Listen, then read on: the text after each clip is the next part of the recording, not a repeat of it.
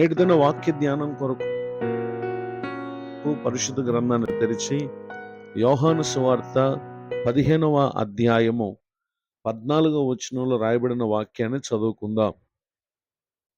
నేను మీకు ఆజ్ఞాపించు వాటిని చేసిన ఎడల మీరు నా స్నేహితులయ్యుందురు.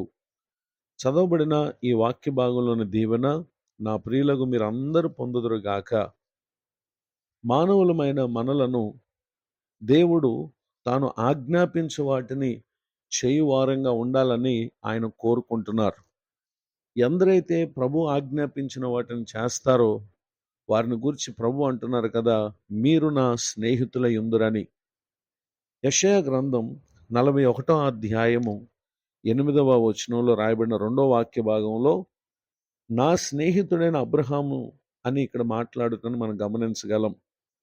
ఇశ్రాయేలీయులతో మాట్లాడుతూ మీరు ఎవరి సంతానము అని అంటే నా స్నేహితుడైన అబ్రహాము సంతానమని ప్రభువారు ఇక్కడ అబ్రహాము గారిని గురించి తెలియచేయటను మనం గమనించగలం.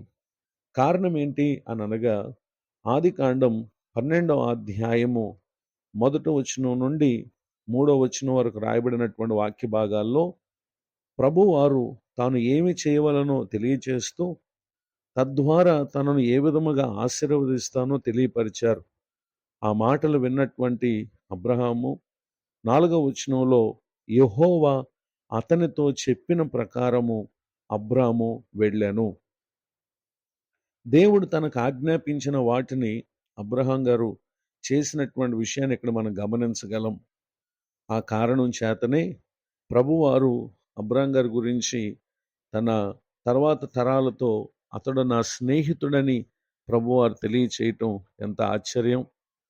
ఈ మాటలు వింటున్నటువంటి నా ప్రియ సహోదరి సహోదరులు, దేవునితో మనకున్నటువంటి అనుబంధం లోకంలో ఎక్కడ ఎవరి మధ్యనూ మనకు దొరకని ఉన్నతమైనటువంటి అనుబంధం. అయితే ఇందులో స్నేహబంధం ఎంతో ముఖ్యమైంది. అందుగాను ప్రభువారు అంటున్నారు, నేను ఆజ్ఞాపించు వాటిని మీరు చేసిన ఎడల మీరు నా స్నేహితుల యుందురు అని చెప్పి ప్రభువారు సెలవిచ్చటను మనం గమనించగలం. స్నేహితుని కంటే ప్రాణం పెట్టగలిగినటువంటి ఎక్కువైన వారు ఎవరూ కూడా లేరు సమాజంలో. మరి ప్రభువారు మన కొరకై ఆయన తన ప్రాణాన్ని పెట్టి మనల్ని రక్షించి తనకు స్నేహితులుగా చేసుకునుట ఎంత గొప్ప భాగ్యం. ఎందరైతే ఆయన ఆజ్ఞాపించు వాటిని చేస్తారో వారిని గూర్చి యెషయా గ్రంథం 1వ అధ్యాయం 19వ వచనంలో మీరు సమ్మతించిన మాట వినిన ఎడల మీరు భూమి యొక్క మంచి పదార్థములు అనుభవింతురు అని వారిని గురించి వాగ్దానం చేయటం మనం గమనించగలం. అబ్రహాం గారు తన జీవిత దినాల్లో తాను దేవుడు ఆజ్ఞాపించిన వాటిని చేసిన కారణం ఊహకందని ఆశ్చర్యకరమైనటువంటి దీవెనలు పొందినటువంటి విషయాలను మనం గమనించగలం. ఈ మాటలు వింటున్నటువంటి మనతో నేడు పరిశుద్ధాత్మ దేవుడు తాను ఆజ్ఞాపించు విషయాలు ఏవైతే మనం వింటూ ఉన్నామో వాటిని చేయుటకు మనం ఆసక్తిని కనుపరిస్తే నిశ్చయంగా పరిశుద్ధాత్మ దేవుడు మనకు సహాయం చేస్తారు. తద్వారా దేవుడు అనుగ్రహించేటటువంటి దీవెనలు ఇహమందు పొందగలం. అంత మాత్రమే కాక నిత్య జీవాన్ని కూడా మనం పొందుకోగలం. ఇట్టి కృపకు నా ప్రియులకు మీరు అందరూ పాత్రులు కావాలని కోరుతూ ఈ మాటలు ముగిస్తున్నాను. ప్రార్థన.